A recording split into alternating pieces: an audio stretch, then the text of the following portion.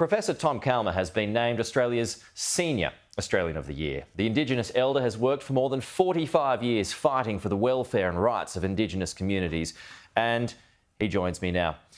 Tom, good morning to you. Professor, I should say. Thank you so much for your time. Congratulations on the honour. What an honour it is. You are the Senior Australian of the Year. How does that sit with you?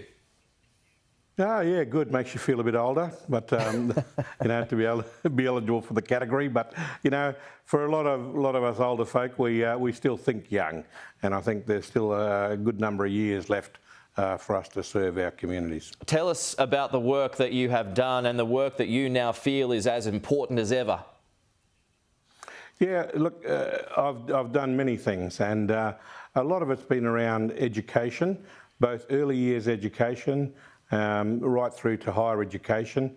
I served as an Australian diplomat over in India and Vietnam, and that was all about education and opening up the international student market to being involved in a whole lot of policy reform and presenting reports to government on issues like the Close the Gap campaign back in 2006, 2009 about justice reform and justice reinvestment.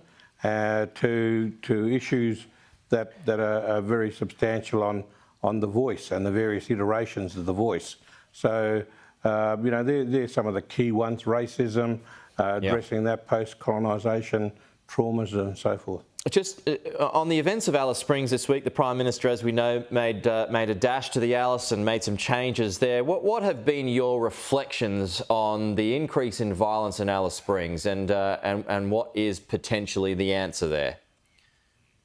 Yeah, look, I think the first thing to say is that I think it's important to recognise that the Commonwealth didn't come in and try and usurp the role of the Northern Territory Government or the Alice Springs Shire Council, that they came over and worked together on these issues, which is substantially different from the 2007 NT emergency response legislation or the NT intervention, where the Commonwealth came over and exerted rights over territory sovereignty.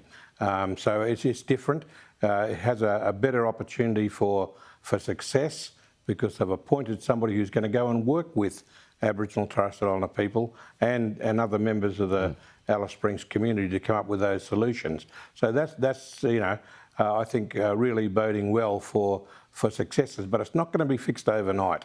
These are issues that have manifested over decades, and it's around issues like overcrowded housing, lack of access to support services, curriculum in schools that's not conducive to the environment in which people live, so we've got to address all of these issues, but do it in a responsible way, where we're not seeing Aboriginal and Torres Strait Islander people as a problem, but seeing Aboriginal and Torres Strait Islander people as part of the solution.